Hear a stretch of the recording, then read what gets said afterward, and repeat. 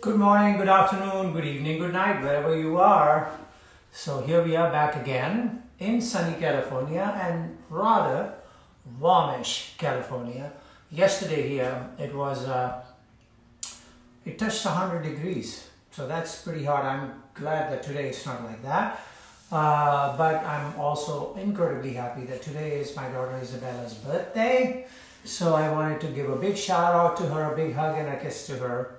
And big blessing from all of you to her on her birthday today. And happy birthday, Bella. We love you very much.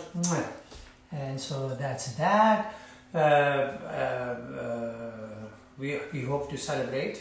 We kind of started celebrating last night. My dear friend Shari Farooq and his wife Avni cooked up a storm in their home and dropped off the food for us. So we had a very strong and lovely and tasty biryani session with bagari baigan and shrimps, and it was great. Well, what that means is that I'm a little anchored heavy today. But here I am, here we are. There was a question asked a couple of days ago and I just wanted to touch on it. And this has been frequently asked and I've answered it in many different ways, and let's see if there's a different take on it today. So this is about chilla. So the question was, can you please talk about chilla and how do you prepare to do a chilla? Well, first of all, the word chilla. Tony G was looking through various Googles and things and everything about chilla, and she came across one explanation, and that was that it's a Indo-Persian word, Indian Persian combo. It's that word, the original word is chehel, which actually means 40, number 40, chehel. So the mystics and the Sufis of the old times in India and in Persia and so on, they would retreat into what they call the Chehel Khana, meaning a room that was called a Chehel Khana, in solitary confinement. And for 40 days they would meditate and reflect on whatever it is that was inside of them that needed to be answered, and found a way through. So that's what they did. So Chehel, in a Chehel Khana. The word in India became from Chehel into Chilla somehow. There is another Urdu word called Chehel, which is used to describe the hustle and bustle of a party or a gathering or a market or something. So they use something called Chehel Pehel, which meant, oh, there was big Chehel Pehel in that party. So big hustle and bustle, big fun going on. So that's Chehel utilized in India in that manner. But Chilla may have been a hybrid of Chalis, and which means 40. So what happens is that a musician retreats into a Chilla Khana, which is again a room, for 40 days, surviving on pretty much liquids and like water and maybe vegetables, and shying away from eating meat and stuff, and in solitary confinement, focusing on whatever was a question in his or her mind vis-a-vis the playing is concerned.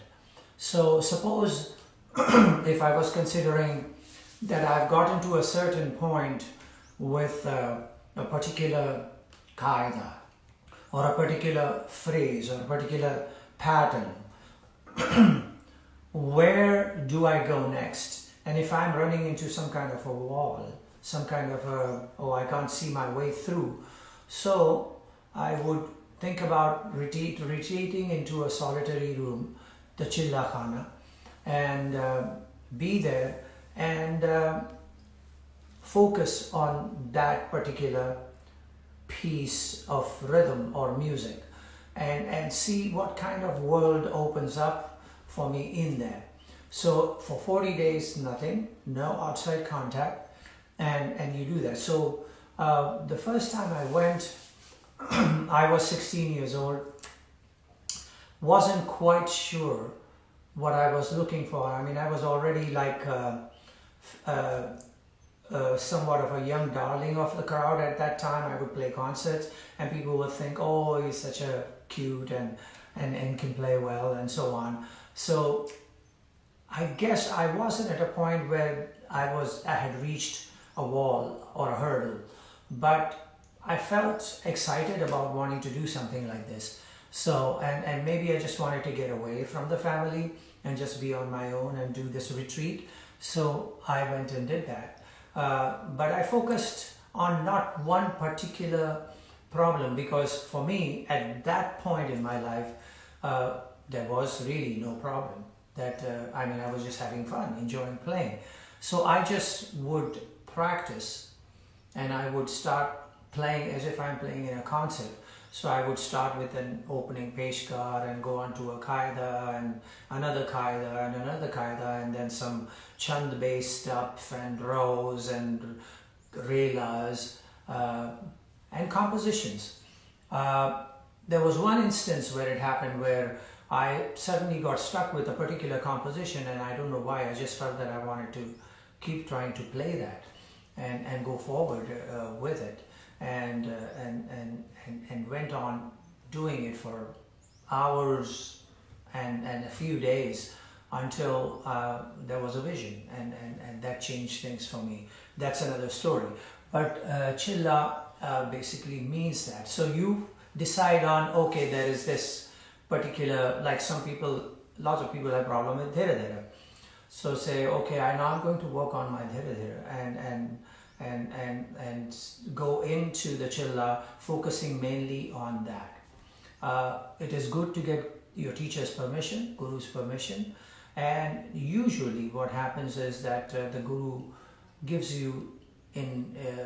I didn't have this the first time around, and I kind of just adopted a particular one for my second chilla, but a mantra or some kind of a prayer that you do, and before you begin, and every now and then when you stop for a moment, you go back to that prayer and you do that.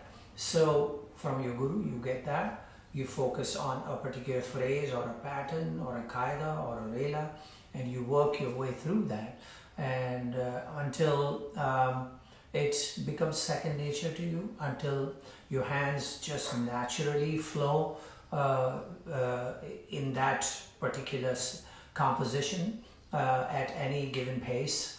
And so that's how you get there. So chilla in a nutshell is that. Now for us, when we were learning and practicing, we had a guessing game that we played, and the guessing game was how fast a particular tabla player played a particular rela or a composition or something. And that was a guessing game because you just kind of imagine in your head, oh, it's probably this fast. Half the time I found out that when I got back to hearing the maestro again and trying to play along with, I found that I had not yet gotten to that point. So I guess that is one bar that you should set for yourself when you get to a particular composition on a hurdle. That but in today's day it's easier. You've got an iPhone or a phone that can give you the BPM meaning beats per minute or tempo at which a particular composition or a qaida is played and sounds the best, and you could try and get your way up to that level without disturbing the balance of the two hands and the clarity that must be adhered to. Once you do that in your chilla, you will realize that you're starting to get a flow and moving on. So chilla, you prepare for in this particular manner. Try to be a vegetarian, not eat too much because you're sitting down a lot. The more you eat, like I did last night, and you get heavy. So less eating.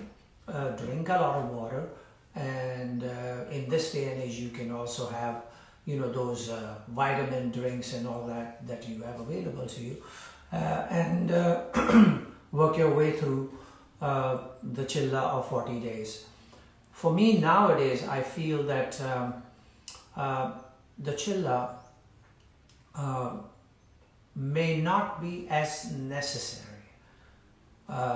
In the old days, we did not have the information as easily available to us as it is now. So we had to fend for ourselves. So we retreated and we focused on it until we discovered our way of doing things comfortably, and that sort of stood as the answer. But this day and age, you have videos, you have YouTube, Facebook, wherever else you can go, CDs, all that available to you. You can listen and you can decipher. You can take an app called AnyTune Pro on your iPhone and import the music into that and play it at any speed you want, so that you can actually clearly hear how the phrases work together. So that is chilla. I started with a qaida that was long time ago, which my father touched on, but we did not develop it much because we all got into that one, and so this was like a step brother qaida.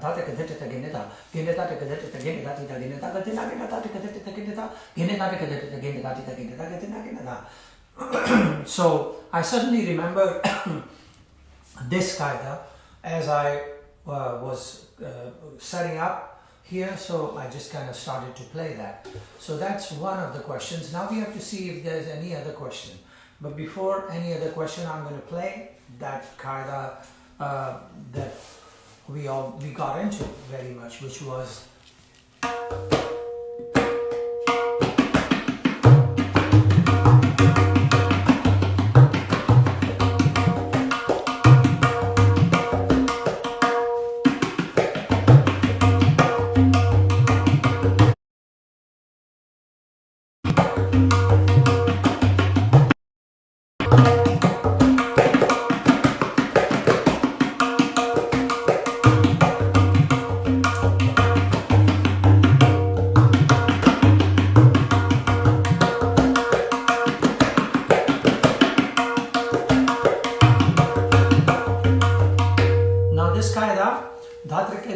the way I'm playing it,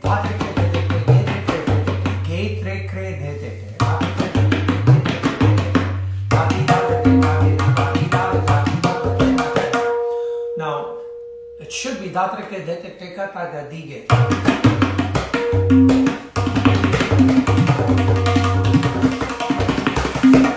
I mean, I guess that's actually the phrase as in a tihai. So, but Abbaji decided to play it in a more melodic manner and keep the bowls closer to the siyahi and not open. And so he played it a couple of ways, or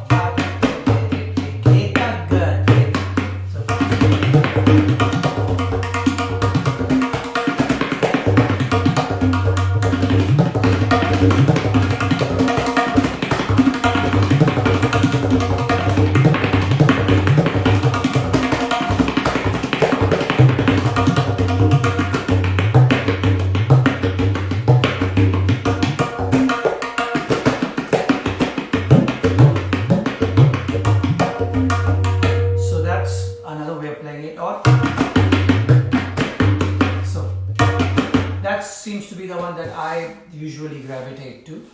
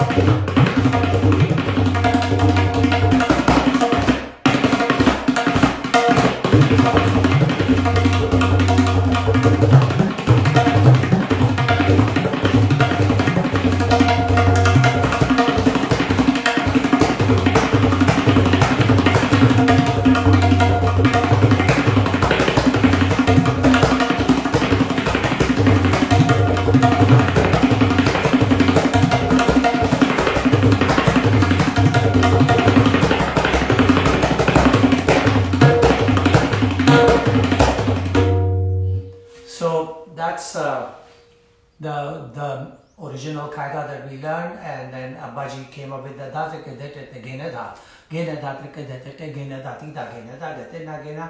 I see that there are possibilities in it. I have forgotten it.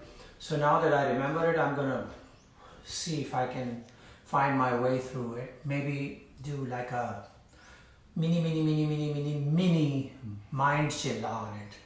Like just sit at home and think about it. So, is there any other question? Rupak Tal tutorial. Rupak Tal tutorial? Is there such a thing? Rupak Tal tutorial? Boy, I must have missed it. Okay, Rupak Tal. So in South India is 6 beats, Rupakam, and in North India, of course, it's 7 beats. So Rupak Tal is interesting to me because it's a small tal, and therefore the kind of limits that one must put on oneself in terms of bhari and khali are kind of restrictive because of its length. So now a lot of people get around it by starting to playing Rupak Tal slow. I did that too. At one time I would start din, din, na, din, na, then at that tempo and or even slower and work my way through. So it allowed me a bigger canvas. Then I started to think about it and a little bit more, and I realized that in my head that if I'm going to play Rupak Tal that slow at that tempo, then I might as well play Dhamar 14 beats, because in a sense the character of the Rupak Tal is din, din, na, din, na, din, na. It arrives, it bubbles, it lives at a particular tempo, and so that's a recent take that I've had on Rupak Tal. So when you get at that tempo where it lives and therefore is separate from Jhumra or Dhamar or Punjabi Dhamar and so on, then the Bhari and Khali becomes so small. Din, din, na, din, na, din, na. Da, dit, da, da, dit, da, dit, da, da, dit. 1, 2, 3, 4, 5, 6, 7. 1, 2, 3, 4, 5, 6, 7, 1. So it's a short taki, taka, dim, taki, taka, dimi, taki. So taki, taka, dimi. That much is all you have in terms of Bhari, and that the other half is the Khali. So how do you create variations in that kind of situation? So din, din, na, din, na, din, na, datrikre, detete, dati, daga, din, na, din, na, datrikre, just making up dati, daga, din, na, datrikre, detete, dati, daga, din, na, din, na, that's all you got. Now, a lot of people do datrikre, detete, katrikre, detete, dati, daga, din, na, din, na, dati, daga, din, na, din, na, ta. So that's a longer theme, but then it takes up that many cycles. So when it does that, it obviously is harking to a longer rhythm cycle, like maybe Dhamar or something. So that's my hesitancy lately in being able to play Rupak in that manner. So if one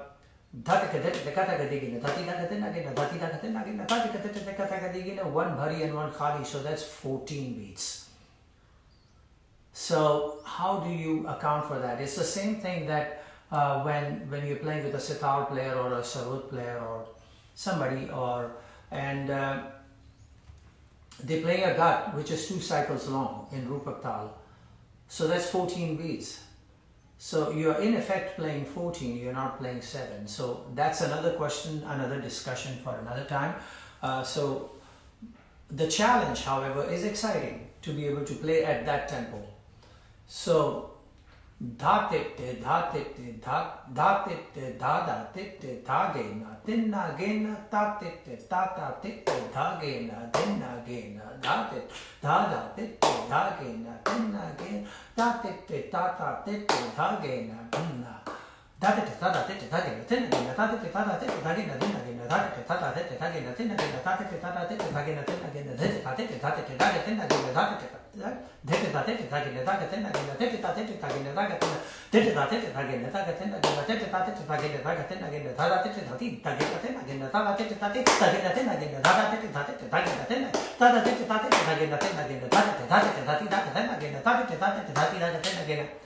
So you're doing Bhari and Khali and you're doing your variations in that one cycle in Bhari and Khali, that's a challenge you should give yourself in order to develop working in Rupak Tal. It's easier in Relas, easier in Ro.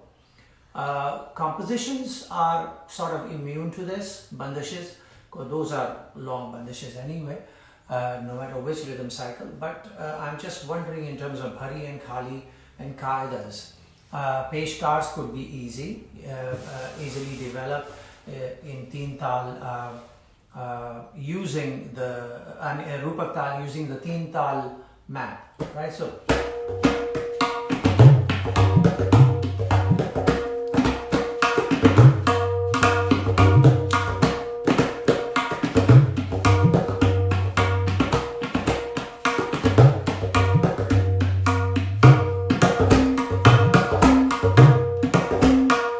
long, and you get to Khali, that's 2 cycles.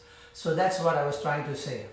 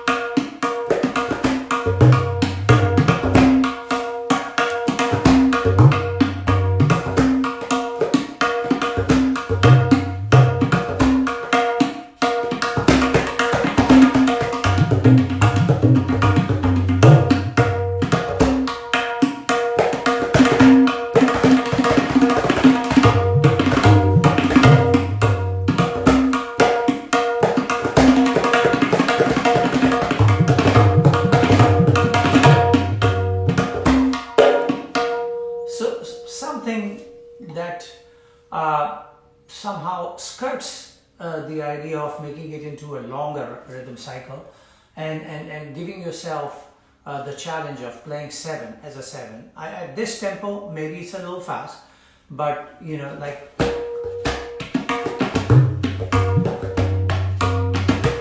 at that kind of tempo, you may be able to play Qaidas, which are 7 beats long, and work in the fast thing, like a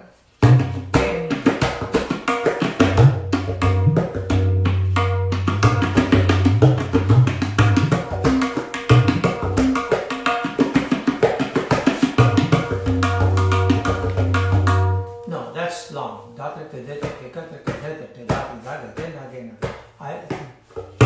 So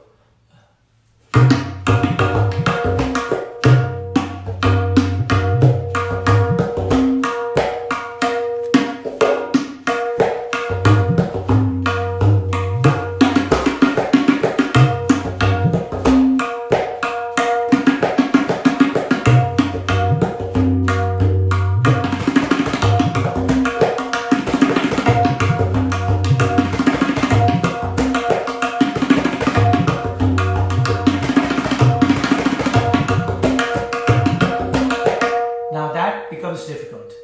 I mean, in my kind of thinking, so the restrictions are strong. So only short things that fit in Bhari Khali in one cycle will be the one to do it. So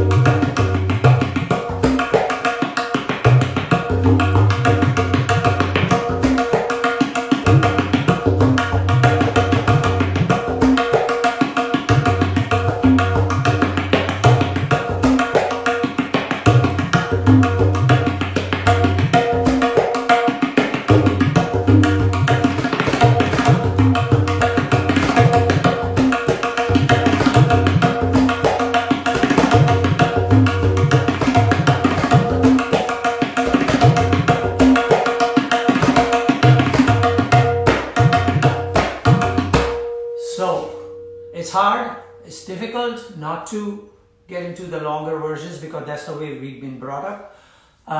But it's a challenge that I'm considering looking at and trying to figure out if there's a way to play it in this. In the meantime, every time we play a rhythm cycle which is different than teen tal, which is an even cycle, whether it's rupak tal or madhya tal or jhak tal or anything, the whole idea is to break it up into fours. So whenever you come with a composition or a qaida, look at that. So tin, tin, na, din, na, din, na. Again,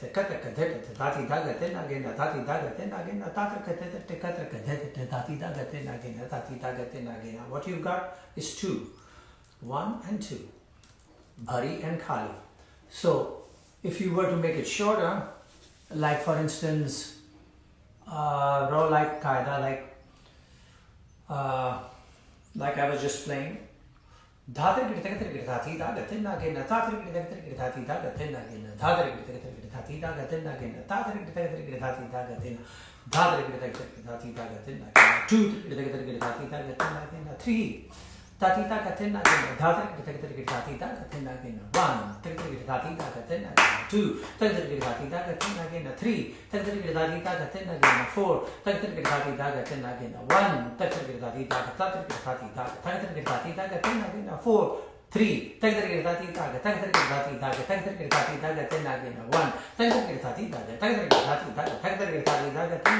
Three. Tum ta ta ta ta di da da da da da da da da.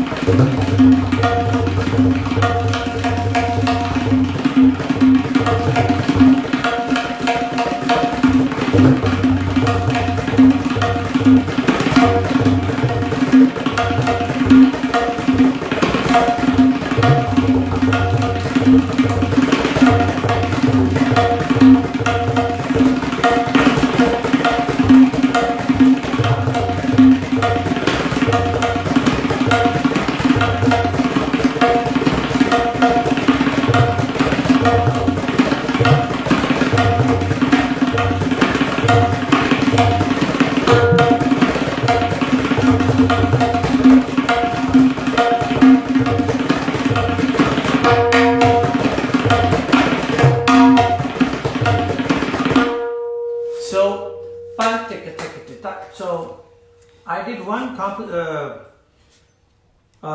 rhythm ensemble in Rupak long time ago, and I found it that it was easy to set it up at a fast Rupak in a teen tal fashion and learn my Rupak swing in that. So 1, 2, 3, 4.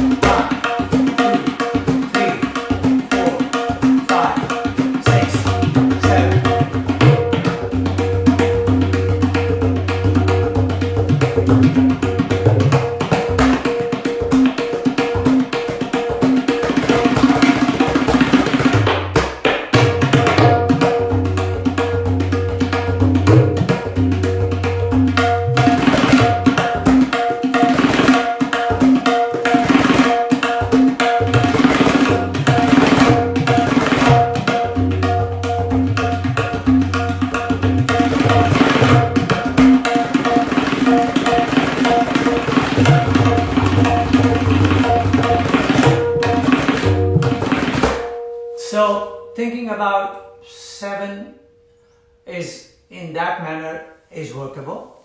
Thinking about 7, as I was describing to you, 4 is workable, like tin, tin, na, din, na, din, na. Tin, tin, na, din, na, din, na, tin, tin, na, din, na, din, na, tin, tin. 2 in 1 7. Tin, tin, na, din, na, din, na. Tin, tin, na, din, na, din, na, tin, tin, na, din, na, din, na. Tin, tin, na, din, na, din. Tin, tin, na, din, na, din. Tin, tin, na, din, na, din, na. Tin, tin, na, din, na, din, na. Tin, tin, na, din, na, din, na. Tin, tin, na, din, na, din, na. Tin, tin, na, din, na, din, na. Tin, tin, na, din, na, din, na. Tin, tin, na, din, na, din, na. Tin, tin, na, din, na, din, na. So that's where I arrived when I did this little Geetan thing. But that's one of the way to do things, is to look at it that way. Now Qaidas, if you're playing a Qaida in Rupak Tal, you can easily do the double. What I mean by double is Dhati takati dhati takati dhati daga na kena dhati daga na kena dhati takati dhati takati dhati daga na kena dhati daga na dhati takati dhati daga na kena dhati daga na kena dhati takati dhati daga na kena dhati daga na kena dhati takati dhati daga na kena dhati na kena dhati takati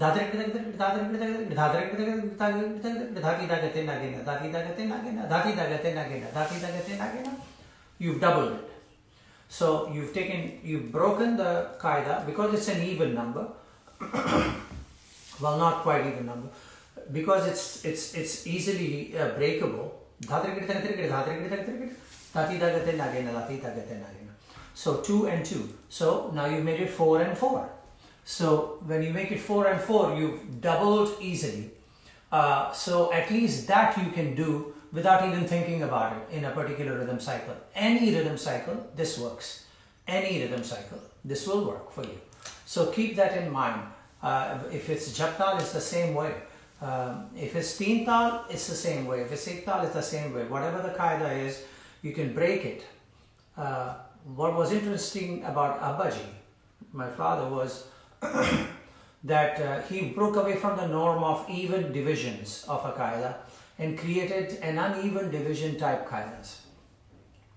Like dha tete dha tete dha tete dha dha tete dha tete dha tete again dha tete dha tete dha tete dha dha tete dha tete dha tete again as a straightforward. Tin tin na din na din na dha tete dha tete dha tete dha dha tete dha tete dha tete again dha tete dha tete dha tete dha dha tete dha tete dha tete dha tete dha tete dha tete dha tete dha tete dha tete dha tete dha tete dha tete again dha tete dha tete dha tete again dha tada tete taga tena da tete tada tete taga tena da da tete tada tete taga tena again da da tete tada tete taga tena again da. So he doubled it. And if you come to doing tripling it 3-1, in Delhi some people used to call it Dora Tera. So if you do triple, then you have to adjust because it's not even on both sides. If it was even on both sides, then you could do 3 and 1. And then reverse it, 1 and 3. So this is a simpler way to be able to start working in your Teen Tal, in your Rupak Tal. One of the things that I like to do is have people work in Rupak Tal playing slow and medium and fast, and then switching between that and switching between the Tishra's element of that, like so.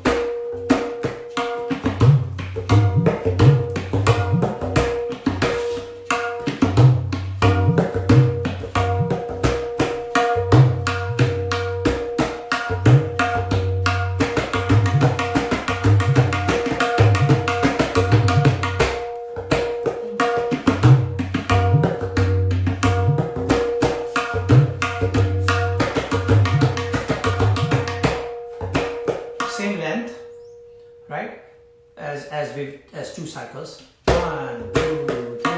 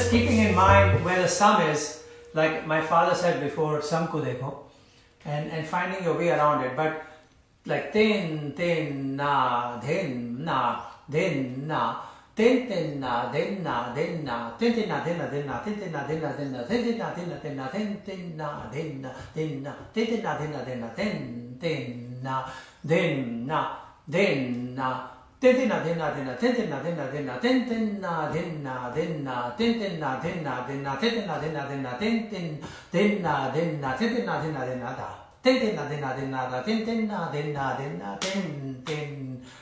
Keeping that in mind, working your theka and in the 7 like that, it gives you not only the idea of how the barabar and the drut are going, but also the tishra, how it's working in between. So simple exercises like this are good to do, and so keep that going. So chilla, as you heard, Rupak Tal, I wasn't expecting this, so I didn't prepare for it as well, but anyway, so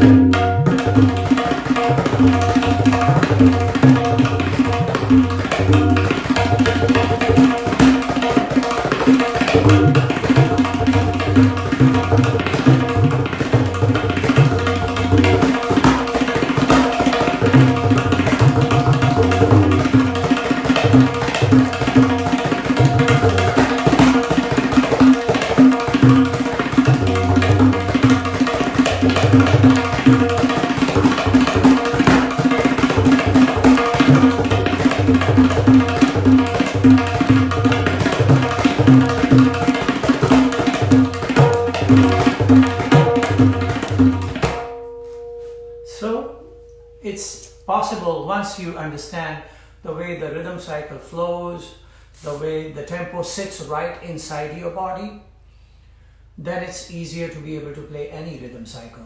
I mean, it's easier said than done, but the first step is to be able to try to make that rhythm cycle part of your natural body rhythm. When I'm playing teen tal, I usually have certain actions, or any tabla player does. You will find that at a particular matra, they do something which is different physically. So Dha din din na, dha din din na, dha din din na. The eyes will go up or something will happen.